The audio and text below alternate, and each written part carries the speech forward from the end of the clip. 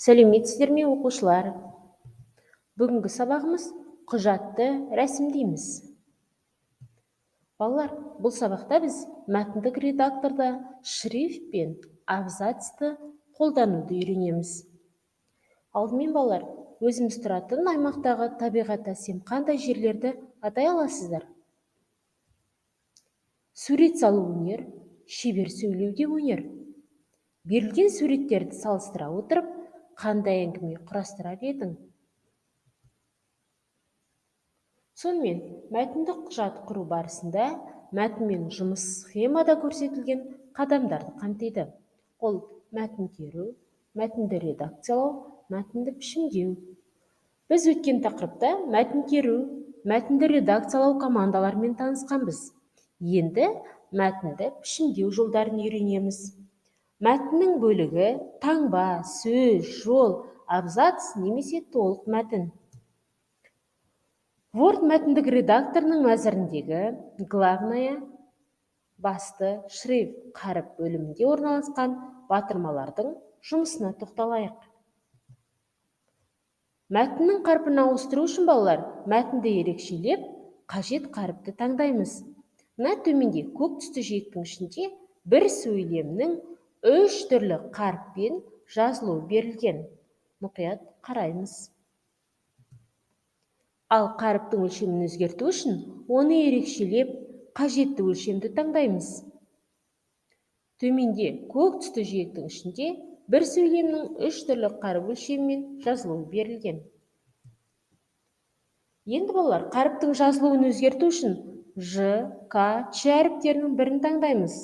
Бұл жерде Ж полужирный, яғни жартылай қалың жазуды, К курсив қиғаш жазуды, Ч подчеркнутый, яғни астын сызып жазуды білдіреді.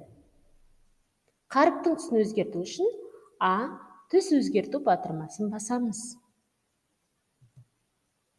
Енді Word мәтіндік редакторының мәзіріндегі главная, басты абзац бөлімінде орналасқан батырмалардың жұмысына тоқталайық. Абзац командалар арқылы мәтіндегі жол аралықтарын абзацтың сол және оң жақтарына дейінгі қашықтықты шегініс арқылы реттеуге болады. Ол келесі суретте берілген. Мына суретке қараңыздар. Бұл жерде бірінші суретте терілген мәтінді сол жаққа қарай реттейді. Екінші таңбада терілген мәтінді ортаға қарай реттейді. Үшінші, терілген мәтінді оң жаққа қарай реттейді. Төртіншіде жол аралық интервал берілген. Енді балалар, компьютерімізді ашып, практикалық жұмыс жасаймыз. Мәтіндік редакторды орындаймыз. Бізге киіз үй өлеңнің бір шумағы берілген. Тапсырманы орындауға нұсқау төменде. Алдымен тақырып. Шрифі Times New Roman болу керек, өлшемі 16 болу керек, жартылай қалың, түсі көк болу керек, абзацы ортаға реттелген тақырыпта. Ал өлеңнің бірінші екінші жолында шриф өзгеріс қалады. Өлшемін 12-ге өзгертеміз, қиғаш жазамыз, түсі жасыл, абзацы сол жаққа реттелген. Ал өлеңнің үшінші төртінші жолында шрифі, абзацы өзгеріссіз қалады. Өлшемі 14, Ч асты сызылған болу керек, түсі қызыл болу керек. Келесі топпен орындайық балалар. Төменде Word редакторында терілген мәтін берілген. Осы мәтіннің әр қатарында шрифт және абзац командаларының қолдануын талдаймыз. Шағын есеп жазамыз. Мысалы, тақырып, түсі жасыл, өлшемі 12, тағы солай бірінші тапсырмадағы нұсқауға қарап орындаймыз.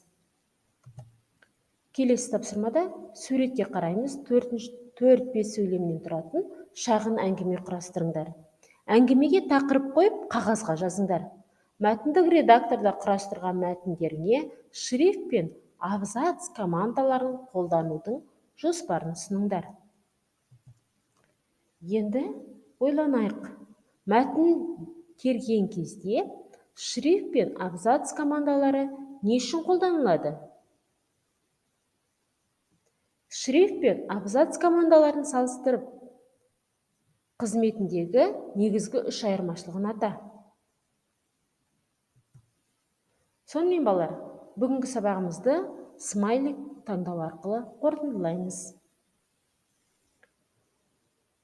Сабаққа қатысқандарыңызға рахмет. Сабағымыз аяқталды. Сау болыңыздар.